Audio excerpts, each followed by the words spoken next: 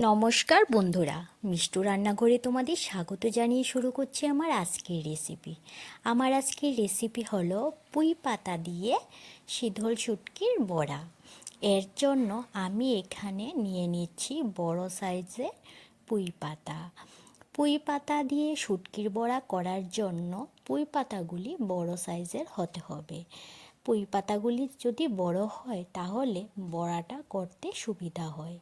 এর জন্য আমি বড় বড় পাতাগুলি নিয়ে নিচ্ছি। পাতাগুলি আমার নেওয়া হয়ে গেছে। এখন আমি পাতাগুলি ভালোভাবে ধুয়ে পরিষ্কার করে নেব। আমি এই পুঁই পাতা দিয়ে শুটকির বড়াটা কিভাবে করছি তা দেখার জন্য তোমরা পুরো ভিডিওটা দেখতে থাকো। আশা করি তোমাদের কাছে ভালো লাগবে। আর এই পুঁই পাতার বড়া আমি যেভাবে করছি তোমরা যদি সেভাবে করো তাহলে এক বড়া দিয়ে পুরো ভাত খেয়ে নিতে পারবে। পাতাগুলি আমার ধোয়া হয়ে গেছে। এদিকে আমি একটা বাটি নিয়ে নিয়েছি। বাটির মধ্যে সামান্য পরিমাণ গরম জল নিয়ে নিলাম। এখন আমি এই শীতল শুটকিগুলি ধুয়ে নেব। শুটকিগুলি ভালোভাবে পরিষ্কার করে নেব। শুটকিগুলি আমি গরম জল দিয়ে ধুয়ে নেওয়ার পর আবার ঠান্ডা জল দিয়ে 2-3 বার ধুয়ে নিয়েছি। এই প্লেটের মধ্যে নিয়ে নিয়েছি শুকনো লঙ্কা, কাঁচা লঙ্কা, শীতল শুটকি, রসুন আর একটা বড় সাইজের পেঁয়াজ কুচি। সবগুলি এখন আমি বেটে নেব। তোমরা চাইলে মিক্সিং জারও করে নিতে পারো, কিন্তু এই শুটকির বড়ার এই লঙ্কা আর শুটকি বাটাটা যদি পাটায় করা হয় তাহলে খেতে খুব টেস্টি হয়। এই মশলাটা আমার শাশুড়ি মা করে দিচ্ছে। প্রথমে লঙ্কা বাটা হয়েছে, তারপর রসুন বাটা হয়ে যাওয়ার পর তারপর শুটকিগুলি বেটে নেওয়া হবে। শুটকিগুলি বেটে নেওয়ার পর পেঁয়াজ বাটা করে নেব। সব মশলা করে নেওয়ার পর তারপর শুটকির বড়াগুলি বানানো হবে। এখন পেঁয়াজটা বেটে নেওয়া হচ্ছে। আমি যেভাবে এই শুটকির বড়াটা পুঁই পাতায় করব, তোমরা এইভাবে যদি বাড়িতে একবার বানিয়ে দেখো তাহলে দেখবে এক বড়া দিয়ে পুরো ভাত খেয়ে নিতে পারবে। মশলাটা আমার করার হয়ে গেছে। এখন আমি বড়াগুলি বানিয়ে নেব। এই মশলার সাথে আমি এখানে দিয়ে দিচ্ছি 2 বড় সাইজের পেঁয়াজ কুচিগুলি দেওয়ার পর এখন আমি এই পেঁয়াজ কুচির মধ্যে দিয়ে দিচ্ছি পরিমাণ মতন হলুদ আর পরিমাণ মতন নুন।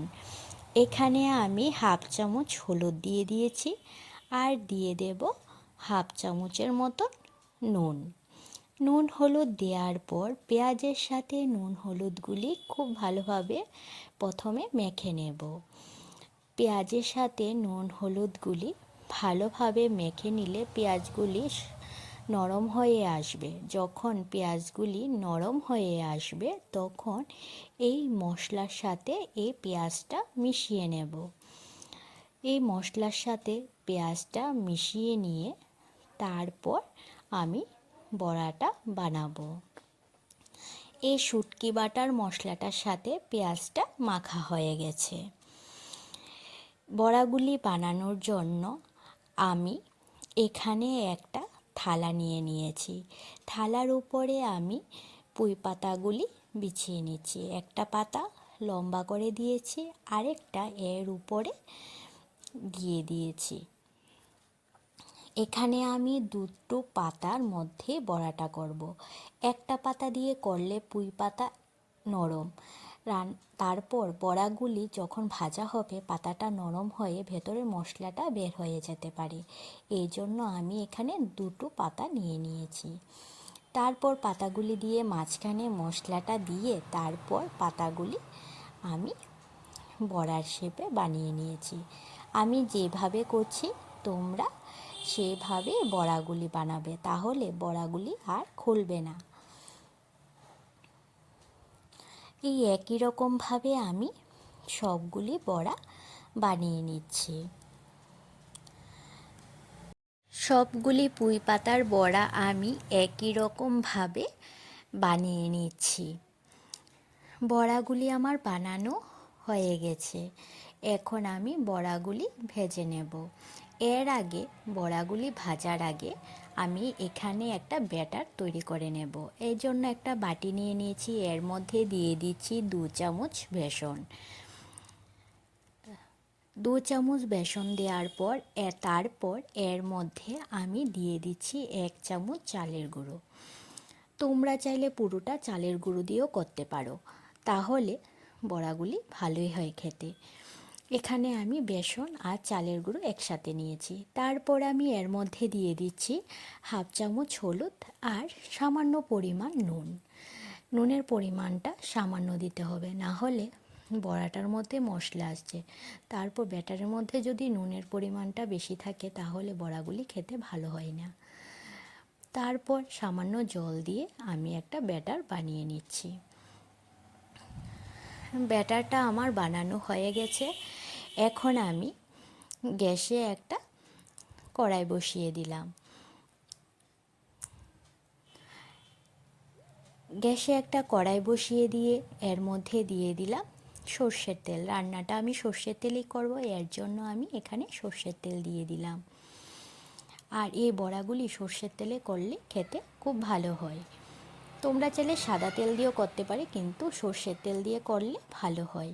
তেলটা গরম হয়ে যাওয়ার পর এখন আমি একে একে সবগুলি বড়া ব্যাটারের মধ্যে লাগিয়ে বড়াগুলি তেলের মধ্যে দিয়ে দিচ্ছি।